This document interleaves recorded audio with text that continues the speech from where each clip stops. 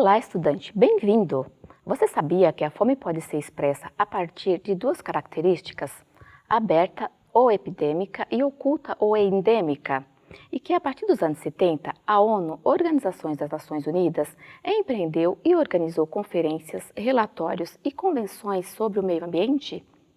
Aqui você vai conhecer os problemas enfrentados que envolvem o problema da fome no planeta e sobre a ONU e o meio ambiente.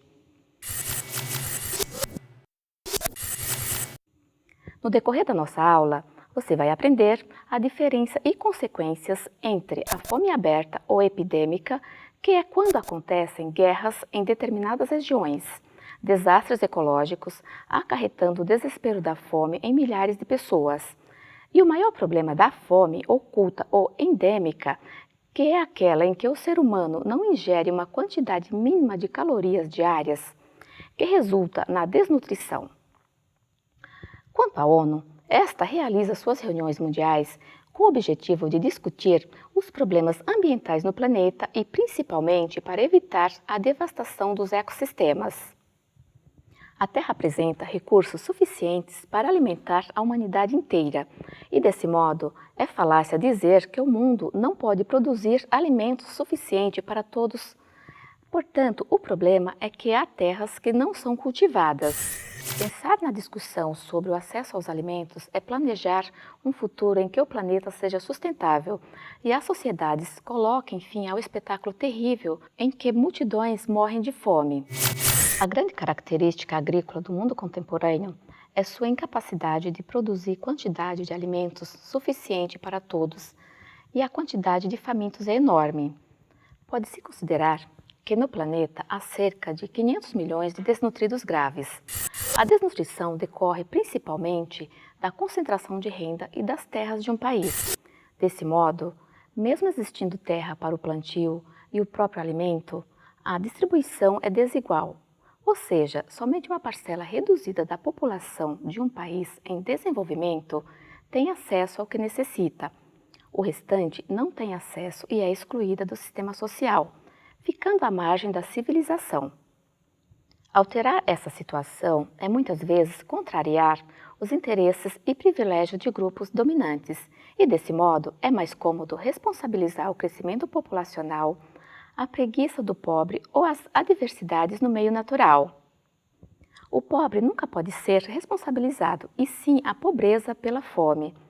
Nessa perspectiva, estamos apontando para um sistema de produção e distribuição de alimentos que torna possível a convivência cruel entre fartura e escassez. A fome somente deixará de existir na história da humanidade quando o homem conseguir fazer valer a palavra justiça social. Portanto, a fome é uma questão política e a massa tem que ser respeitada em seus direitos de acesso à alimentação. A fome no Brasil não é um problema epidêmico como em diversos lugares.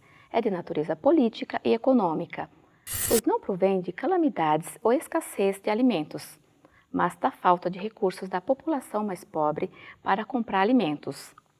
Segundo Helene Marcondes e Nunes, geralmente a fome não é falta de alimento, é falta de democracia e de uma democracia que reflita a ética com todos os seres humanos. Na América Central, América do Sul e África, por exemplo, verifica-se a drástica miséria da população, o que não impede que metade de suas terras sejam dedicadas aos produtos de exportação. A África exporta cereais, amendoim, legumes, carne, café, cacau, e a desnutrição infantil é uma das mais terríveis do planeta. A pobreza da população faz com que as safras agrícolas sejam pensadas para o mercado externo, o que acaba por agravar ainda mais a própria pobreza. Quanto menor o mercado interno de um país, menores são as chances de que seu setor agrícola seja dinâmico, a menos que esse setor se volte justamente para o exterior. A própria pobreza da população empurra, portanto, as safras agrícolas para fora, o que evidentemente agrava ainda mais esta pobreza, na medida em que limita e encarece a produção destinada ao mercado interno. É um círculo vicioso, que lembra a do bêbado que bebia para esquecer que bebia. A pobreza estimula a produção voltada para o exterior, que por sua vez agrava o problema da pobreza. Os dados do IBGE do início do século XXI revelam que quase 14 milhões de brasileiros, isto é, 7,7% da população, revelam que a fome esteve presente pelo menos um dia na vida de um desses brasileiros que viviam em domicílio. É o que revelou a primeira pesquisa sobre segurança alimentar como suplemento do PNAD, Pesquisa Nacional por Amostra de Domicílio. Isto significa que milhares de pessoas estavam vulneráveis à fome, seja em maior ou menor grau. Ao apresentarem preocupação com a falta de dinheiro para comprar comida, ou porque ingeriram quantidade e qualidade de alimentos insuficientes. O subaproveitamento da terra no país como o Brasil é significativo. A política da reforma agrária resolveria grande parte do problema da fome se fosse realmente empreendida. Um estudo realizado pela OIT, Organização Internacional do Trabalho, indica que, se no Nordeste brasileiro as terras fossem distribuídas entre as famílias que trabalham no campo, equitativamente aumentaria a produção agropecuária e haveria redução da fome no país.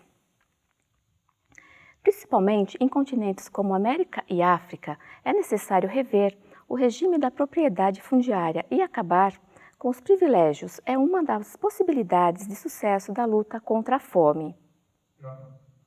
A fome produz desnutrição nas crianças, retardando a ossificação, o sistema imunitário, o funcionamento intestinal e o desenvolvimento mental. Segundo Ricardo Abrovay, as crianças podem ficar apáticas, retraídas, estáticas e manifestar pouco interesse pelo ambiente que os cerca. São crianças tristes que muitas vezes atingem a idade de 2 ou 3 anos sem andar nem engatinhar. Sua apatia é tanta que permanece na mesma posição em que foram colocadas durante horas. Além dessas características, a criança desnutrida emagrece subitamente, a gordura da pele desaparece, ficando saliente os ossos do rosto, das costas, dos braços e das pernas. Desse modo, a criança fica com o aspecto de um velho precoce, podendo chegar a menos de 60% do seu peso normal. Há danos também sobre o desenvolvimento mental da criança, além da desnutrição que danifica a formação orgânica do indivíduo. O que também interfere sobre a inteligência da criança é a falta de estímulos que determina o cotidiano dessa infância que passa fome. É claro que, independentemente das repercussões diretamente cerebrais da desnutrição, estes fatores de ordem emocional prejudicam a inteligência, que é um traço especificamente humano, na medida em que caracteriza a própria socialização de nossa espécie. É a reação da criança à falta de alimentos, é exatamente voltar-se para a si própria, a antissocialização. Quanto à ONU, suas principais conferências, relatórios e convenções realizadas ao longo de sua existência foram Estocolmo, Suécia, 1972, Conferência sobre o Meio Ambiente Humano. Uma das primeiras conferências sobre o meio ambiente foi realizada em Estocolmo, na Suécia, em 1972 e contou com 103 países e 250 ONGs, além de organismos ligados à ONU. Como a conferência teve início no dia 5 de junho, a ONU considerou esse dia o Dia Mundial do Meio Ambiente. Nos anos 70, o mundo vivia o auge da Guerra Fria e os países socialistas não compareceram ao evento, boicotando-o em total solidariedade à Alemanha Oriental, que teve sua participação vetada pela própria ONU. Seu objetivo foi chamar a atenção do mundo para os riscos de degradação do meio ambiente e para a sobrevivência da humanidade. Nesta conferência, predominou uma visão antropocêntrica e não holística. A visão antropocêntrica considera o homem o ser mais importante da Terra, e tudo gira em torno do ser humano. Além do que, as divergências entre os países pobres e ricos emergiram sem diálogo frutífero. Ao final do encontro, foi divulgada uma carta de princípios de comportamentos e responsabilidades, mas não queriam que mecanismos de proteção ambientais atrapalhassem os planos de expansão econômica do capitalismo industrial. Essa primeira conferência, portanto, defendeu o crescimento econômico a qualquer custo, não considerando naquele momento que os recursos naturais seriam esgotáveis e muito menos propunham-se repensar o consumo já marcante no Ocidente. O Protocolo de Kyoto aconteceu no Japão em 1997. Essa reunião, combinada na Eco 92, teve como intenção a redução de gases que são responsáveis pelo aquecimento global. 160 nações se comprometeram a cortar 5,2% dos gases causadores do efeito estufa entre 2008 e 2012. A conferência foi finalizada sem metas obrigatórias de redução de emissões de gás carbônico e ainda ameaça a existência do Protocolo de Kyoto. Segundo Ricardo Abramoway, conclui-se que a fome não prejudica somente o indivíduo, mas principalmente a sociedade por onde se propaga é que fica doente. Há 3 exemplos de manifestações importantes da doença social. Rendimento escolar. A fome e a falta de estímulo da criança são fatores que prejudicam a capacidade de aprendizagem e ocorrem repetências e abandono escolar. Quem perde com isso é o país, pois não há dúvida de que é impossível construir uma nação sustentável sobre a base de uma massa faminta e pouco instruída. Trabalhador pouco qualificado. Geralmente, a criança desnutrida de hoje será o trabalhador pouco qualificado de amanhã, mal remunerado. E essa remuneração de base da grande massa da sociedade tende a ser seu mercado interno e acaba por limitar as possibilidades de desenvolvimento econômico, o custo social e humano da fome. Os médicos da Universidade de Londrina, no Paraná, realizaram um estudo onde comparam o custo econômico do atendimento hospitalar a desnutridos com o custo de uma dieta equilibrada para as mesmas crianças. A conclusão foi que o gasto no atendimento a 81 crianças em estágios variados de desnutrição seria suficiente para alimentar adequadamente 430 crianças. Quanto à ONU, o jornalista Trigueiro enfatiza que o Protocolo de Kyoto deve ser visto como o primeiro passo rumo a repensar sobre o rumo da saúde ambiental do planeta. E desse modo não salvará a humanidade do aquecimento global, caso outras alternativas não forem identificadas. Estima-se que o esforço necessário para impedir o avanço do aquecimento global seria uma redução imediata de aproximadamente 60% nas emissões de gases estufa. A crítica, portanto, feita ao Protocolo de Kyoto é que suas metas causam um impacto pequeno na luta contra o aquecimento global, já que todos os países deveriam rever suas posições, vantagens e posicionamentos sociais e lutar pela causa ambiental.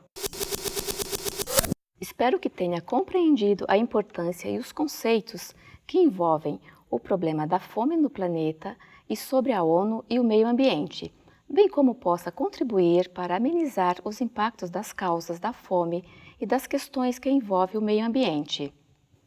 Para complementar seu aprendizado, sugiro que acesse o conteúdo referencial desta unidade, lembrando que aguardo você para o próximo tema, conscientização ecológica e projetos socioambientais para o planeta.